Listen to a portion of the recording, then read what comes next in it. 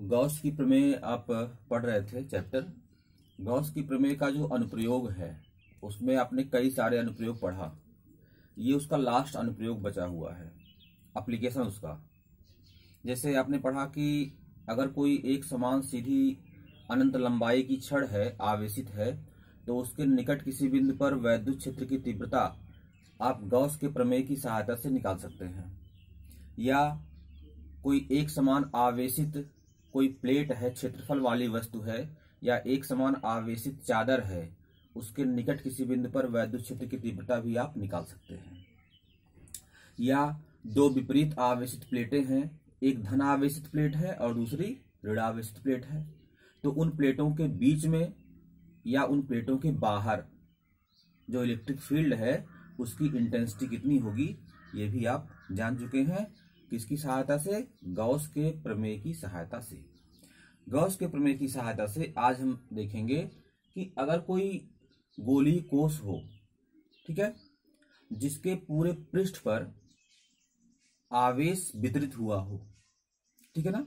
जैसे यहां पर देखिए एक गोलीय कोश आपको ये दिख रहा होगा। बाहर की बात छोड़िए, अभी आप केवल इस गोले पर निगाह लगाइए।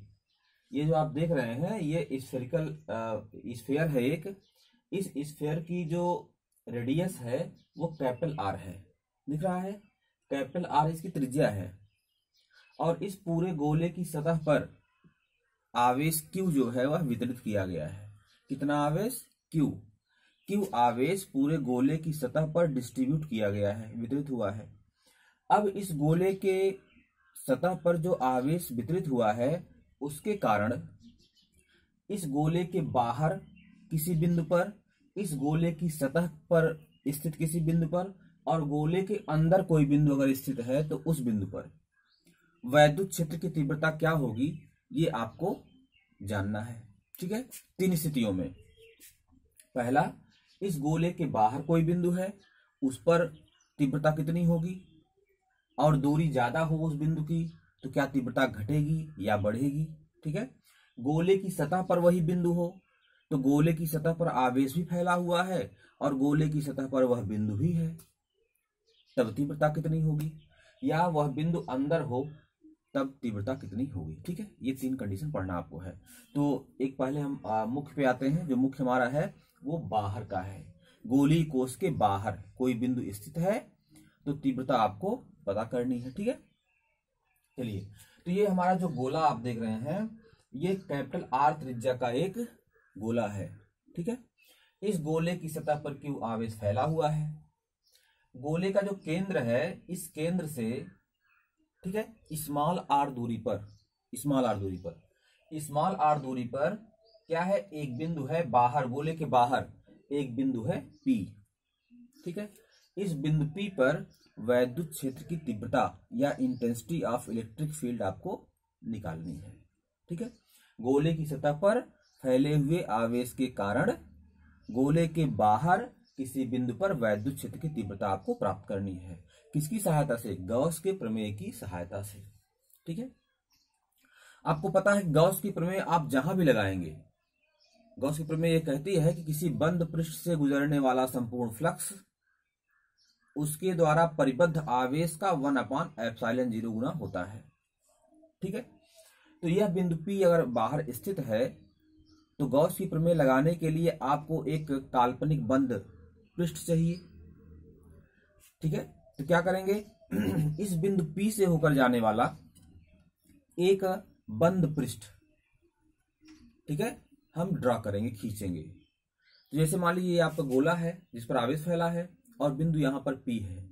इस बिंदु P से होकर जाने वाले एक गोले की कल्पना कर लेंगे हम, जो कि इस अंदर वाले गोले के बाहर है, मतलब संकेंद्रीय है। उस बड़े वाले गोले का भी केंद्र वहीं पर है जहां पर कि पहले वाले गोले का केंद्र है जिस पर आवेश फैला हुआ है।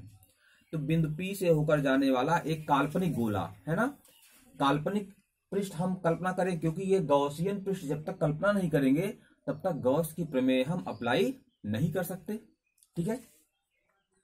तो बिंदु P से होकर जाने वाले एक गॉसियन पृष्ठ की हम कल्पना कर लेंगे, ठीक है। इसकी त्रिज्या कितनी है? r, स्मॉल r, क्योंकि स्मॉल r दूरी पर ही तो ये बिंदु था। अगर स्मॉल r दूरी पर वो बिंदु है तो जाहिर सी बात है कि जो हमने गोले की कल्पना किया है, जो बड़ा वाला गोला है, ठीक है, उसकी त्रिज्या कितनी हो गई, स्मॉल आर। तो स्मॉल आर की जो वैल्यू है वो कैपिटल आर से ग्रेटर ली गई है। यहां ध्यान दीजिएगा, small r is greater than capital R, ठीक है। ये स्मॉल से मत समझिए कि स्मॉल लिया गया तो दूरी स्मॉल है। स्मॉल आर की वैल्यू कैपिटल आर से ग्रेटर ली गई है, क्योंकि हमारा जो मुख्य गोला है वो ये अंदर वाला गोला है।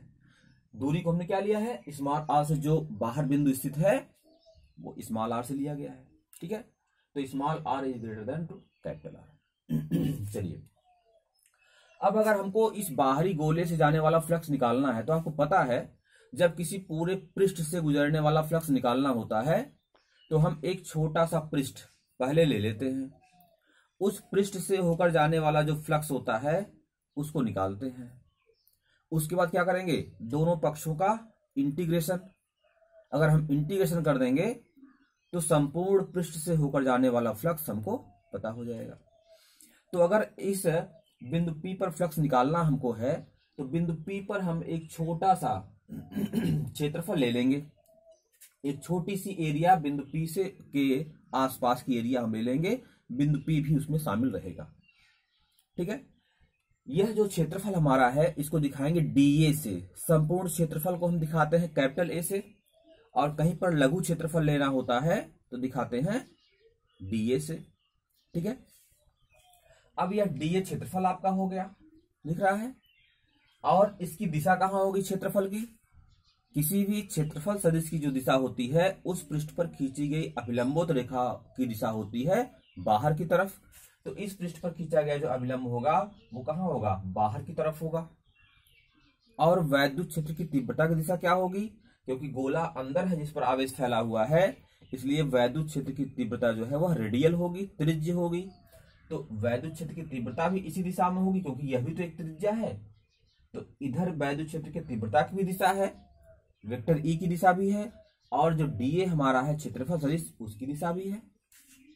और आप जानते हैं कि क्षेत्रफल सदिश और वैद्युत क्षेत्र की तीव्रता का जो सदिश है, इन दोनों का अगर हम स्केलर मल्टीपल ले लें, ठीक है, अर्थात अगर हम vector E dot vector DA, vector E dot vector DA कर दें, क्षेत्रफल सदिश और जो वैद्युत क्षेत्र की तीव्रता का सदिश है, इन दोनों का अगर स्केलर मल्टीपल कर लें, हम अदिश गुणन कर लें, तो हमको क्या मिलेगा, इस सूक्ष्म क्षेत्रफल से होकर गुजरने वाला जो वैद्युत फ्लक्स है वो प्राप्त हो जाएगा। अर्थात हमको डी फाई ई की वैल्यू मिल जाएगी। Sorry, d phi E equal to हो जाएगा vector E dot vector d A, ठीक है। जहां पर अब A dot B equal to होता है ए बी कॉस थीटा, आप जानते ही हैं। लेकिन यहां पर थीटा की वैल्यू 0 है, क्योंकि वेक्टर ई और डी ए वेक्टर एक ही दिशा में है। थीटा की वैल्यू अगर 0 है तो cos 0 का मान क्या हो जाएगा, 1 हो जाएगा, ठीक है। तो ये हो जाएगा वेक्टर ई का परिमाण ई, वेक्टर डी ए का परिमाण डी ए इंटू cos 0, और cos 0 वैल्यू होती है 1, तो हो जाएगा ई इंटू डी ए। किसकी वैल्यू हुई है, डी फाई ई की वैल्यू हो गई है ना। क्लियर हुआ, बहुत सिंपल है, इस तरह से आप कई बार कर चुके हैं। अब हमको अगर सूक्ष्म फ्लक्स मिल गया इस डीए क्षेत्रफल से होकर जाने वाला, तो इस पूरे काल्पनिक जो बंद पृष्ठ हमने जिसको हमने गॉसियन पृष्ठ का रखा है, ठीक है, इस गॉसियन पृष्ठ से होकर जाने वाला जो संपूर्ण फ्लक्स है वो हमको निकालना है। क्या करेंगे, इंटीग्रेशन बोथ साइड्स, इंटीग्रेशन कर देंगे हम दोनों तरफ का। तो डी फाई का इंटीग्रेशन होता है फाई ई, इसको आप बहुत पहले जानते हैं। Integration d x equal to x होता है, तो हो जाएगा ये फाई ई इक्वल टू, यहां पर हो जाएगा ई बाहर हो गया। Integration d A, integration d A equal to क्या हो जाएगा, ए हो जाएगा, ठीक है।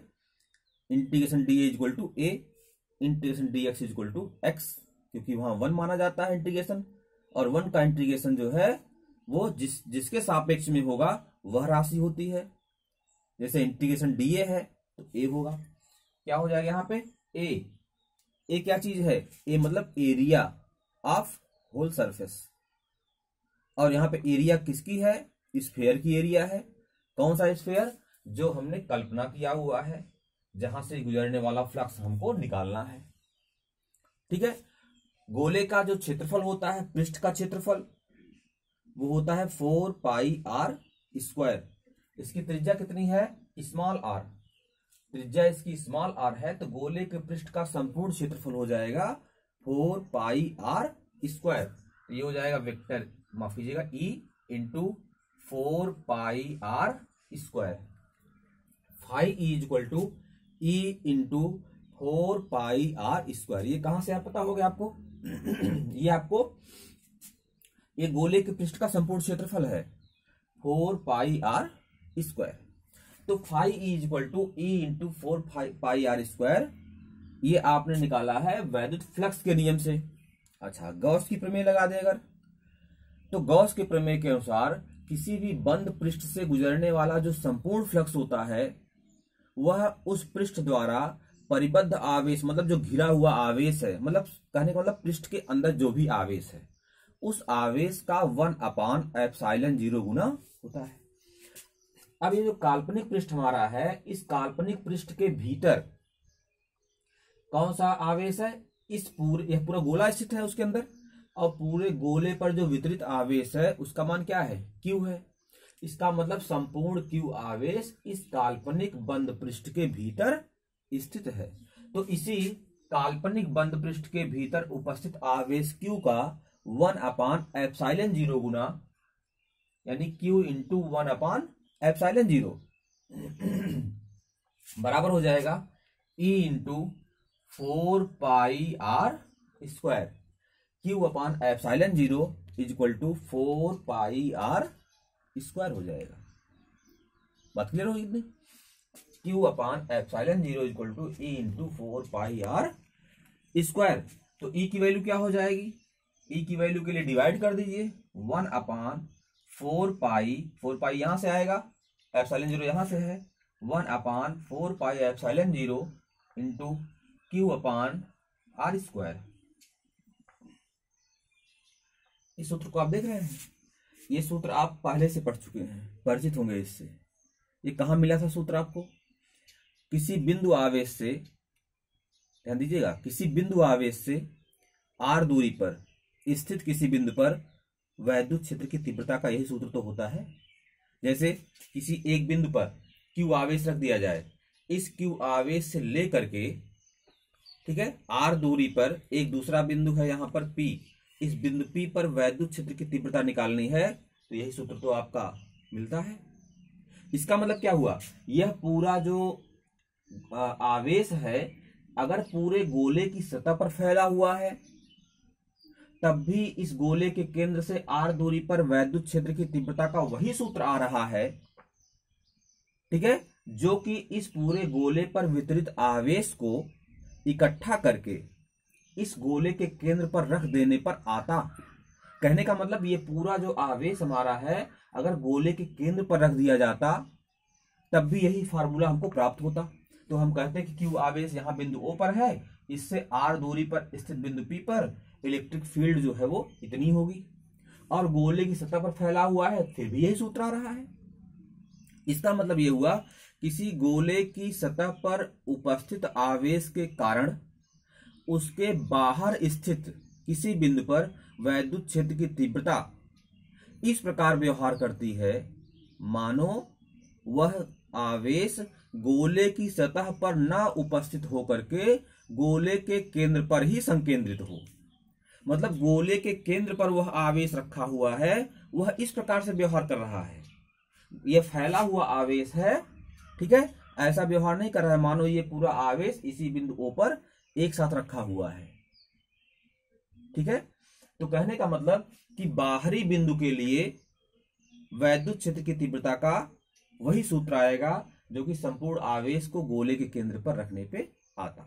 ठीक है, इतनी बात समझ में आ गई।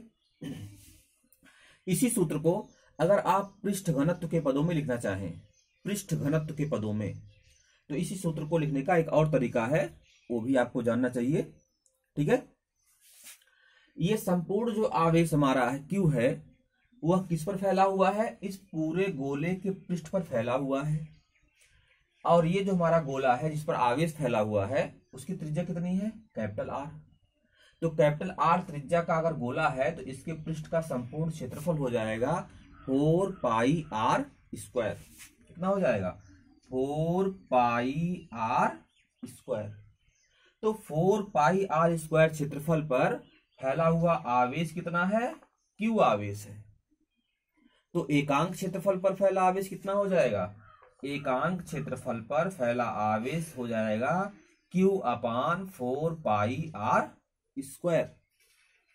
अगर 4 पाई आर स्क्वायर क्षेत्रफल पर Q आवेश फैला हुआ है तो एकांक क्षेत्रफल पर फैला हुआ आवेश हो जाएगा Q upon 4 pi are square. इसी को तो आप कहते हैं सिग्मा। पृष्ठ आवेश घनत्व तो यही तो है, प्रति एकांक क्षेत्रफल पर उपस्थित आवेश की मात्रा कहलाती है पृष्ठ आवेश घनत्व। बात क्लियर हो गई इतनी। तो अगर Q अपान 4 पाई एप्सिलॉन 0 का मान सिग्मा हो गया तो Q की वैल्यू क्या हो जाएगी, 4 pi are square into sigma. 4 pi are square into sigma, ये Q की वैल्यू हो गई।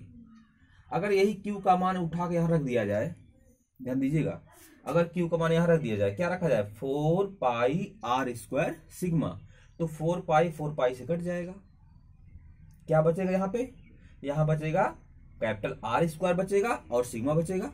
ध्यान दे रहे हैं इस चीज को, कैपिटल आर स्क्वायर बचेगा और सिग्मा बचेगा। तो सिग्मा को अगर एप्सिलॉन 0 ऊपर ले आइए तो आपको E की वैल्यू मिल जाएगी सिग्मा अपान एप्सिलॉन 0, क्लियर हो रहा है, into capital R square divide by small are square. ये सूत्र आप याद रखेंगे, E is equal to sigma upon epsilon 0 capital R square upon small are square. तो आप यह भी एक सूत्र है, इसको भी याद कर सकते हैं। किसके लिए, किसी आवेशित गोले के बाहर किसी बिंदु पर वैद्युत क्षेत्र की तीव्रता ज्ञात करने के लिए आप इस सूत्र को भी याद कर सकते हैं। और इसी का दूसरा रूप ये सूत्र है, सूत्र वही है लेकिन यह दूसरे रूप में है और यह दूसरे रूप में है। ठीक है, यह उपस्थित आवेश के पदों में है। आवेश की मात्रा दी रहेगी, 10 माइक्रोकूलम आवेश फैला हुआ है, 50 माइक्रोकूलम आवेश फैला हुआ है, आप इसको लगा देंगे। आवेश का मान नहीं दिया हुआ है, उस गोले की त्रिज्या दी गई है जिस पर आवेश फैला हुआ है। तो गोले की त्रिज्या के पदों में, कैपिटल आर के पदों में आप देख रहे हैं सूत्र ये है। पृष्ठ आवेश घनत्व के पदों में सूत्र ये है। तो जैसा न्यूमेरिकल में दिया रहेगा उसी हिसाब से आप सूत्र अप्लाई करेंगे। कहीं कहीं पर ये सूत्र अप्लाई करेंगे और कहीं कहीं पर ये सूत्र अप्लाई करेंगे। ठीक है, तो अब आप जान गए होंगे कि गोलीय कोश के बाहर किसी बिंदु पर वैद्युत क्षेत्र की तीव्रता के ये दो सूत्र आपके हैं। बात क्लियर हो गई इतनी। चलिए गोली पृष्ठ पर आ जाइए।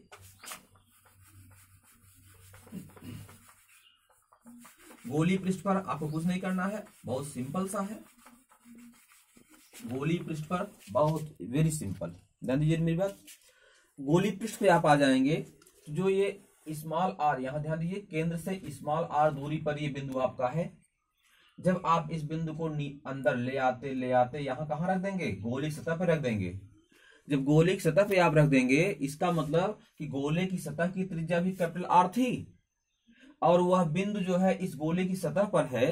तो बिंदु की दूरी कहां से, गोले के केंद्र से, गोले के केंद्र से बिंदु की जो दूरी है स्मॉल आर, वह गोले की त्रिज्या के बराबर हो गई। इसका मतलब गोले की सतह पर स्थित बिंदु के लिए small r is equal to capital R. गोले की सतह पर स्थित बिंदु के लिए स्मॉल आर की वैल्यू क्या हो जाएगी, कैपिटल आर हो जाएगी। और जब स्मॉल आर की वैल्यू कैपिटल आर हो जाएगी तो जो सूत्र आपको मिला हुआ है, ध्यान दीजिएगा यहाँ पे, E is equal to sigma upon epsilon 0 capital R square upon small are square. तो क्या हो जाएगा यहाँ पे, ये हो जाएगा E is equal to sigma, sorry, E is equal to sigma upon, चलिए हम दिक्कत हो रही है, E is equal to sigma upon epsilon 0 दिख रहा है, capital R square upon small are square. तो कैपिटल आर स्क्वायर तो रहेगा ही, स्मॉल आर की वैल्यू भी कैपिटल आर हो गई है। तो जहां पर स्मॉल आर स्क्वायर था वो क्या हो जाएगा, कैपिटल आर स्क्वायर। तो यहां से जब कट जाएगा E इज इक्वल टू क्या हो जाएगा, सिग्मा अपान एप्सिलॉन जीरो। तो गोले की सतह पर स्थित किसी बिंदु के लिए जो वैद्युत क्षेत्र की तीव्रता होती है क्या होती है, sigma upon epsilon zero. Clear हो गई बात, ठीक है। तो गोले की सतह के बाहर कोई बिंदु है तो ये सूत्र लगा देंगे आप, या इसके पहले वाला सूत्र E is equal to 1/4 epsilon zero into Q upon are square लगा देंगे। और गोले की सतह पर अगर कोई बिंदु स्थित है तो उस बिंदु पर वैद्युत क्षेत्र की तीव्रता का सूत्र ये होता है E is equal to sigma upon epsilon zero. जहां एप्सिलॉन जीरो तो कांस्टेंट होता है, सिग्मा का मान परिवर्तित हो सकता है, जिस प्रकार से पृष्ठ का क्षेत्रफल ज्यादा होगा कम होगा, या उस पर फैले आवेश की मात्रा ज्यादा होगी या कम होगी, ठीक है। 2 हो गया। अब गोले के भीतर जरा आ जाइए, गोले के भीतर जरा ध्यान दीजिएगा। अगर हम गोले के भीतर किसी बिंदु की कल्पना करें, मतलब वही बिंदु P हमारा जो बाहर था वो बाहर ना होकर पहले बाद में सतह पे आया, अब वह बिंदु कहाँ आ गया, भीतर आ गया। ध्यान दीजिए, P बिंदु कहाँ आ गया, भीतर। ये बात क्लियर हो गई इतनी। P बिंदु भीतर हमारा आ गया तो अब ध्यान दीजिएगा, जब गॉस की प्रमेय हम लगाते हैं, जब गॉस की प्रमेय यहां लगाते हैं तो क्या हम लेते हैं, यहां छोटा सा पृष्ठ लेते हैं। ध्यान दो मेरी बात, यहां पर क्या लेंगे, छोटा सा पृष्ठ लेंगे। इस पृष्ठ से गुजरने वाला जो फ्लक्स है वो निकालते हैं। कैसे वो फ्लक्स हम निकालते हैं, vector E dot vector dA। तो ठीक है, वेक्टर E की दिशा कहां होगी, बाहर की तरफ रहेगी। D की दिशा कहां होगी, बाहर की तरफ रहेगी। समझ रहे बात को, जैसे ये बाहर किया वैसे अंदर करेंगे। चलिए 60 वैल्यू देते हैं, vector E dot vector dA क्या हो जाएगी, ये हो जाएगा d फाई E की वैल्यू हो जाएगी। ये क्या निकाल रहे हैं, गोले के भीतर अगर वह बिंदु स्थित है तब वैद्युत क्षेत्र की तीव्रता क्या होगी, ठीक है ना। तो d phi E equal to हो जाएगा vector E dot dA। Vector E dot dA equal to क्या हो जाएगा, E इंटू dA, जैसा अभी पीछे हमने किया था, क्योंकि A dot B equal to AB cos theta होता है, और यहां पर वेक्टर E dA के बीच का कोण जो है वो 0 है, और cos 0 का मान 1 होता है। तो क्या हो जाएगा, E इंटू dA हो जाएगा। इसका इंटीग्रेशन कर देंगे जब हम, ठीक है, तो क्या हो जाएगा, फाई E बराबर E को बाहर लेंगे हम, ठीक है। इंटीग्रेशन क्या हो जाएगा, dA, इस इंटीग्रेशन dA क्या कहते हैं, A कहते हैं। A इज इक्वल टू क्या होगा, 4 पाई आर स्क्वायर। ये जो अंदर वाला गोला है जहां पर बिंदु P स्थित है, इसकी त्रिज्या मान करके, अगर त्रिज्या इसकी R डैश है, ठीक है, अगर यह दूरी O से P तक की R डैश हम लेते हैं तो R डैश त्रिज्या गोला हो गया ये। अब R डैश त्रिज्या गोला है तो इसका क्षेत्रफल कितना हो जाएगा, phi E is equal to हो जाएगा E इंटू क्षेत्रफल हो जाएगा 4 पाई R डैश का स्क्वायर। ये बात क्लियर हुई। अब यहां पर ध्यान देने वाली बात यह है कि जब आप गॉस की प्रमेय लगाएंगे तो गॉस की प्रमेय के अनुसार किसी बंद पृष्ठ से गुजरने वाला संपूर्ण फ्लक्स, ठीक है, उस बंद पृष्ठ के भीतर परिबद्ध आवेश का 1/ε0 गुना होता है, ठीक है। गॉस की प्रमेय लगाते समय आप ध्यान देंगे कि यहां जो आपका बंद पृष्ठ आपने माना है, ये इसके भीतर कोई आवेश तो है ही नहीं है, क्योंकि आवेश तो बाहरी वाले गोले की सतह फैला हुआ है। आवेश तो बाहर इस गोले पर है और बिंदु हमारा अंदर है, तो हमारा जो गॉसियन पृष्ठ है ये वाला है। इस गॉसियन पृष्ठ के भीतर कहां आवेश है, कोई आवेश नहीं है। जब भीतर कोई आवेश नहीं है तो जितना आवेश रहेगा उस आवेश का 1/ε0 गुना ही तो फ्लक्स गुजरेगा। तो जब 0 आवेश हो गया तो 0 का 1/ε0 गुना हो गया आवेश, ठीक है। तो 0 इसका मतलब, तो कोई फ्लक्स नहीं गुजरेगा। तो यहां पर फाई E की वैल्यू गॉस के प्रमेय के अनुसार 0 हो जाएगी। फाई E की वैल्यू क्या हो जाएगी, 0। तो E into 4 pi R dash square बराबर 0। तो E की वैल्यू क्या हो जाएगी, E इज इक्वल टू 0। आप यहां से डिवाइड कर देंगे तो E की वैल्यू क्या आ जाएगी, 0।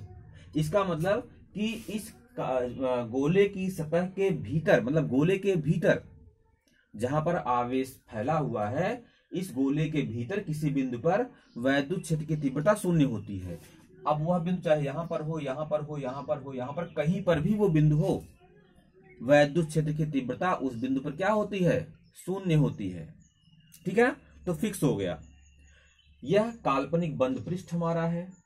इस काल्पनिक बंद पृष्ठ मतलब माफ कीजिएगा, ये जो हमारा गोला है जिस पर आवेश फैला हुआ है, इस गोले के बाहर, ठीक है, किसी बिंदु पर वैद्युत क्षेत्र की तीव्रता का formula 1/4πε0 into Q upon are square, या दूसरा formula E equal to sigma upon ε0 into capital R square upon small are square, जहां पर कैपिटल आर जो है वह उस गोले की त्रिज्या है जिस पर आवेश फैला हुआ है, और स्मॉल आर जो है वह क्या है, उस बिंदु की दूरी है जहां पर वैद्युत क्षेत्र निकालना है। गोले की सतह पर पूछा जाए तो उस गोले की सतह पर जहां आवेश फैला हुआ है उस सतह पर वैद्युत क्षेत्र की जो तीव्रता होती है कितनी होती है, E equal to sigma upon ε0। गोले के भीतर पूछा जाए किसी बिंदु पर तो वैद्युत क्षेत्र की तीव्रता शून्य होती है। अब आप इस चीज को बहुत अच्छे से याद कर लेंगे कि कोई गोलीय चालक अगर है तो गोलीय चालक के भीतर कोई आवेश नहीं होता है, क्योंकि गोलीय चालक को जब आवेश दिया जाता है तो तुरंत वह आवेश गोले की सतह पर आ जाता है, तो गोले के भीतर कोई वैद्युत क्षेत्र क्रिएट नहीं हो पाता है। ये बात क्लियर हुई। उसी चीज को जो यहाँ पर आपको तीनों बताए गए हैं उसी को यहाँ ध्यान दीजिएगा। अब इस चित्र में जरा आ जाइए आप, यहाँ पर उसको अच्छी तरह से समझाया गया है, ध्यान देना इस चीज को। यहाँ पर ये अच्छी तरह से आपको समझाया गया है। यह आवेशित गोला है एक, ध्यान देना इस चीज को। यह क्या है, एक आवेशित गोला है। इस आवेशित गोले का ये केंद्र है O, गोले की त्रिज्या क्या है R। यहाँ पर दो अक्ष लिए गए हैं, ये आपका क्या है, x अक्ष है और ये आपका y अक्ष है। x अक्ष पर स्मॉल r दूरी को दिखाया गया है, y अक्ष पर वैद्युत क्षेत्र की तीव्रता को दिखाया गया है। x अक्ष पर दूरी को दिखाया गया है और y अक्ष पर क्या दिखाया गया है, वैद्युत क्षेत्र की तीव्रता दिखाई गई है। ध्यान दीजिएगा, जब ये कैपिटल R, ये दूरी आप देख रहे हैं, इस दूरी के बराबर ये दूरी है x अक्ष पर उस बिंदु की दूरी, किसकी दूरी, जहां पर वैद्युत क्षेत्र निकालना है, उस बिंदु की दूरी गोले की त्रिज्या के बराबर जब तक नहीं हो जाती है तब तक वैद्युत क्षेत्र शुरू नहीं होता। ध्यान दीजिए, इस पूरे स्थान में ये पूरा स्थान गैप है, कुछ भी नहीं है। ये इस पूरे स्थान में गैपिंग है, कुछ भी नहीं है, मतलब वैद्युत क्षेत्र है ही नहीं है। आप स्मॉल r की वैल्यू बढ़ा रहे हैं, यहां आ रहे हैं, कोई वैद्युत क्षेत्र नहीं, यहां आ रहे कोई वैद्युत क्षेत्र नहीं, यहां कोई वैद्युत क्षेत्र नहीं। मतलब गोले के केंद्र से आप चलेंगे, चाहे आप थोड़ी दूर चलिए चाहे अधिक दूर चलिए, जब तक आप गोले की सतह पर नहीं पहुंच जाते तब तक वैद्युत क्षेत्र का ग्राफ स्टार्ट ही नहीं होता। ठीक है, तो ग्राफ से स्पष्ट है आपको है कि वैद्युत क्षेत्र जो है वह गोले के भीतर नहीं होता और गोले की सतह पर वैद्युत क्षेत्र जो होता, देखिए ध्यान दीजिए, ग्राफ ये कहां से ऊपर से नीचे डाउन हो रहा है, मतलब गोले की सतह पर जो वैद्युत क्षेत्र है वह मैक्सिमम होता है। गोले की सतह पर जो वैद्युत क्षेत्र है क्या होता है, अधिकतम होता है, इतना, इसकी वैल्यू कितनी होती है, इतनी होती है ये। ठीक है, और जब गोले की सतह के आप बाहर चलेंगे तो दूरी जो जो बढ़ेगी वैसे वैसे तेजी के साथ वैद्युत क्षेत्र घटेगा, क्योंकि 1/4πε0 into Q upon are square होता है। तो क्यू आवेश तो आपने फिक्स कर दिया है, और दूरी आप बढ़ाएंगे तो क्योंकि 1/r स्क्वायर गुना है, ठीक है, तो इनवर्सली प्रोपोर्शनल में है, तो ये निश्चित रूप से तीव्रता का मान घटता जाएगा। तो गोले के बाहर आप जाएंगे तो तीव्रता का मान आपका E proportional to 1/r square के रेशियो में घटता जाएगा, इसलिए ग्राफ जो है ये डाउन हो रहा है आपका। और गोले की सतह पे रहेंगे तो वैद्युत क्षेत्र की तीव्रता अधिकतम रहेगी, गोले के भीतर जाएंगे तो तीव्रता का मान शून्य हो जाएगा। ठीक है, यह किसी भी सुचालक गोले के भीतर, बाहर या उस गोले की सतह पर वैद्युत क्षेत्र की तीव्रता को प्रदर्शित करने का एक तरीका है। ठीक है, यहां ध्यान देने वाली बात, अगर अचालक गोला कर दिया जाए, क्या हो जाए, अचालक गोला, तो अचालक गोले को जो आवेश दिया जाता है वो सतह पे नहीं, वो भीतर रहता है, समझ रहे हैं, और पूरे आयतन में वितरित रहता है। तब उसके लिए, यदि वो कोर्स में आपके नहीं है, वो पूरे आयतन में वितरित रहता है, और उसके लिए जो ग्राफ है आपका ऐसे नहीं बनेगा, इधर का ग्राफ तो ठीक बना हुआ ऐसे बनेगा, लेकिन चूंकि भीतर भी वैद्युत क्षेत्र वहां पे होता है, ऐसा नहीं कि भीतर जो है वो आवेश नहीं है, वैद्युत क्षेत्र शून्य, वहां पर भीतर आवेश रहता है, इसलिए उसका ग्राफ कैसे बनेगा, उसका ग्राफ ऐसे बनेगा, ऐसे, ये उसका ग्राफ बनेगा। कहने का मतलब ज्यों ज्यों आप केंद्र से चलेंगे, ज्यों ज्यों दूरी बढ़ेगी, आर बढ़ेगा, वैसे वैसे वैद्युत क्षेत्र बढ़ेगा, ज्यों ज्यों आर बढ़ेगा वैसे वैसे वैद्युत क्षेत्र बढ़ेगा। कहने का मतलब केंद्र पर वैद्युत क्षेत्र का मान शून्य होता है, केंद्र बिल्कुल केंद्र पे शून्य होता है। ज्यों ज्यों केंद्र से आप थोड़ी थोड़ी दूर बढ़ाएंगे, वैद्युत क्षेत्र बढ़ता जाएगा, बढ़ता जाएगा, बढ़ता जाएगा। देखिए ये ग्राफ आपका ऊंचा हो रहा है, ज्यों ज्यों आर बढ़ रहा है वैसे वैसे ई का मान बढ़ रहा है। आर यहाँ पर है, ई यहाँ पर है, आर यहाँ पर है, ई यहाँ पर, आर अधिकतम हो जाएगा, यानी गोले की त्रिज्या के बराबर दूरी हो जाएगी, तो ई की वैल्यू अधिकतम, मतलब अचालक गोले में भी जो वैद्युत क्षेत्र है वह गोले की सतह पर ही अधिकतम होता है, ठीक है। लेकिन गोले के भीतर भी वो शून्य नहीं होता, बल्कि गोले के भीतर, गोले के केंद्र से जब हम सतह की ओर बढ़ते हैं तो वह बढ़ता जाता है, और बाहर तो उसी प्रकार से वो कम होता है जिस प्रकार से सुचालक गोले के लिए कम होता है।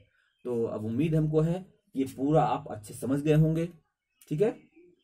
और गॉस की प्रमेय का जो अनुप्रयोग है उसमें ये अंतिम टॉपिक था, और आपका ये चैप्टर जो है वह भी समाप्त हो गया, अच्छे से इसको समाप्त किया गया है। इसके न्यूमेरिकल आप लगा लेंगे, होमवर्क के रूप में आपको न्यूमेरिकल दिए जा रहे हैं, उसको आप लगाइएगा, और लगाने के बाद जो टाइम आपको दिया गया है उसी टाइम पर आप पोस्ट कीजिएगा। बात क्लियर हुई? तो आप ये काम अवश्य करेंगे, और इसका न्यूमेरिकल खत्म हो जाए, हम इसके जो विकल्पी क्वेश्चन है वो भी आपको भेज देंगे, ये खत्म हो जाए फिर हम अगला नया चैप्टर जो है वो स्टार्ट करेंगे। आप वीडियो को रोज रोज वॉच कीजिए, आज का काम कल पर मत छोड़िए, क्योंकि जब इकट्ठा हो जाएगा तो आप पढ़ नहीं पाएंगे। मेहनत से पढ़ाया जा रहा है तो आप उसका लाभ भी लीजिए, ठीक है। घर बैठे आपको मिल रहा है मैटर, तो घर बैठे उसका आप सदुपयोग करिए, है ना। आपको विद्यालय नहीं जाना पड़ रहा है, घर पे अगर उपस्थित मिल रहा है मैटर आपको, तो आप घर पे उसका पूरा सदुपयोग कीजिए और लाभ लीजिए। धन्यवाद।